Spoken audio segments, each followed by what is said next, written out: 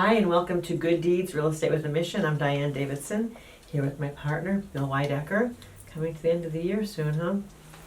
And today's Yes. the day that the Fed meets to talk about interest rates, yeah? They meet on Wednesday. Oh, So Wednesday, today, tomorrow, sorry, yeah. tomorrow. So we're talking consumer price index numbers Mm-hmm. will be out today, Tuesday, and then we've got the Fed tomorrow, and so that's going to tell us a lot about what mortgage rates are going to look like going forward. I think the Fed's got baked in at least a Yeah. 50 basis point or 0.5% Mm-hmm. rate increase. It might even be 3/4. So they're talking about potentially slowing down the rate of increases, but they're not going to stop it. Mm-hmm. I don't believe that they believe that inflation's under control yet. No, and speaking of numbers, we have the New Hampshire numbers for November. We do. Okay. And it's interesting because you're on these national calls and you're talking to colleagues in other parts of the country. And what we're experiencing here is not anything like what's going on in other parts of the country. No, we could use some of their inventory that they can't get rid of. It's really pretty shocking. Some of the markets that Greater Phoenix, for instance, is they were selling at 270% of their inventory, and now it's 1 out of 10% of their properties are selling. So it's just, I don't know if we're going to see that come here, but we're still inventory tight, right? I mean, we look at closed sales month over month from last November to this November. We look at year to date, and I want you to go through all those numbers if you don't mind, and talk to these lovely folks about it. But we need property, we need listings. Yeah, we definitely do. The days on market have, they've ticked up a little bit. You could say days on market have increased by 7%, but they've gone from 26 days to 28 days. Yeah. So it's still less than a month average days on market. That's a strong seller's market. Yeah. Just really is. So we can tackle a lot of, you ask me some questions and I can kind of tackle there's so many different categories of numbers. What are the ones that you feel are going to be important? Well, I do want to point out, and I know I've said this before, but the days on market is a little bit affected by the fact that it's more of a buyer-friendly market now. Mm-hmm. So inspections are back in vogue, Mm-hmm. and so we see a little more fallout, and that ticks the days up. But let's see, what do I want to know? Well, what do we have pending? What do we have to look forward to as So closings? our pending numbers so I'm going to give you the month first and foremost. Okay. So for the month of November, we were down 23% in pending sales. Now, pending sales, Diane, are the precursor to closed sales. In order for something to close, it's got to pend. Not everything that pens closes. But we're down 23% in pending closings for the month of November. We had 1,245 last year, 959 Wow, this year. big So difference. it is a big difference, and I can't help but believe that a lot of that has to do with the fact that we don't have enough active inventory on the No market. question. Would we be able to make up that entire gap? I don't know, but I feel like we certainly should have the right to have more listings on the market. We have, as of this morning, under 1,500 single family. families? Yeah, 1,435 single family homes on the market. Yeah.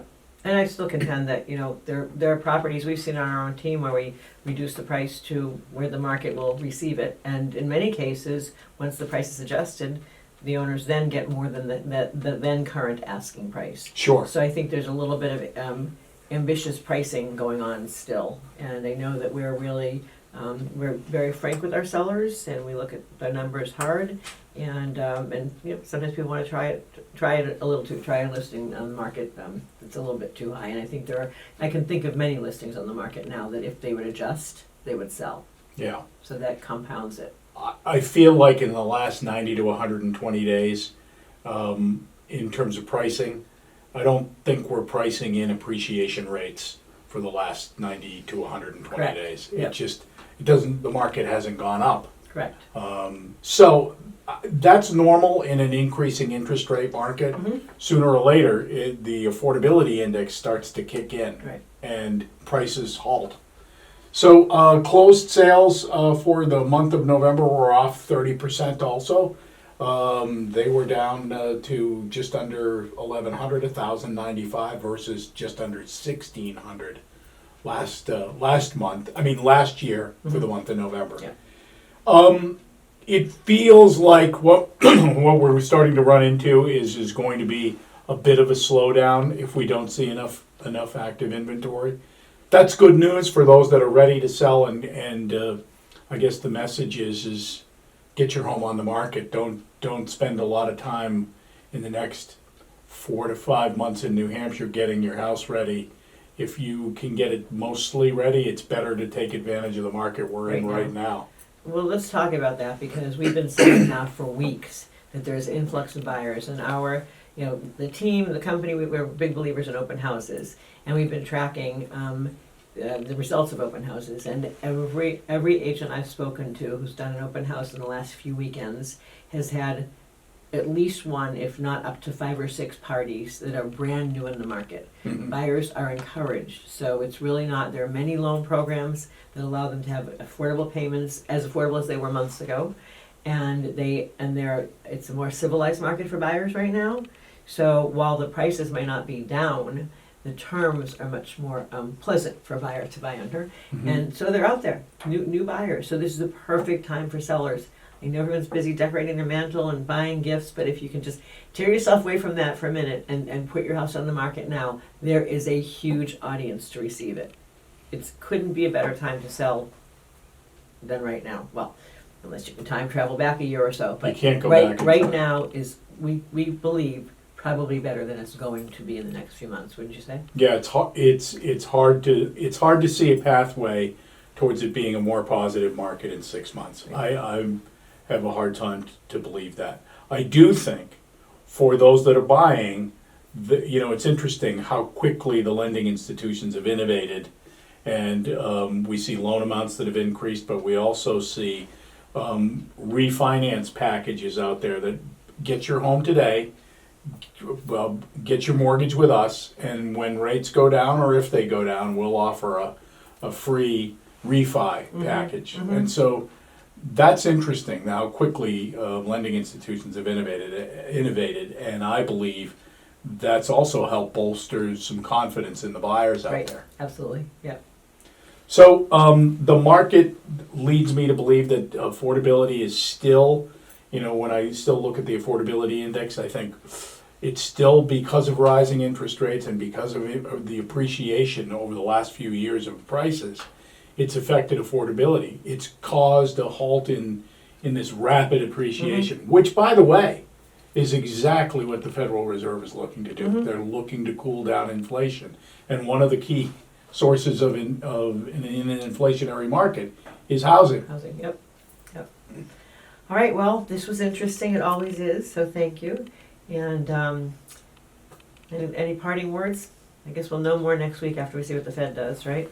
Well, we will, and I believe that the Federal Reserve is going to, I think we're going to see another rate increase in January, and quite possibly, if we don't see a pause in February, we may see another one in March.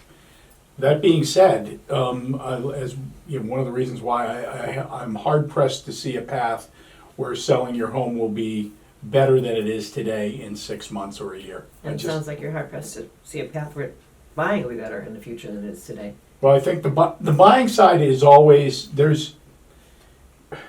it comes down to this. This is a market that is not for speculation. It's for people that want to buy a house, and it's for people that want to sell a house. Not, I want to buy a house because it's going to be worth more in a year, and then I can sell it and get the cash. That speculative market is not going to be there in 2023. It's for those that have legitimate reasons to own property. And if you're looking, one of those legitimate reasons is to invest. That's a long-term Right, play. long play, yep. It's a long-term play, and over time, it's proven to be one of the best ways to invest. Don't wait to buy and wait, right? That's correct. Okay, well, thank you. Be sure to follow us on your favorite podcast platform or subscribe to our YouTube channel.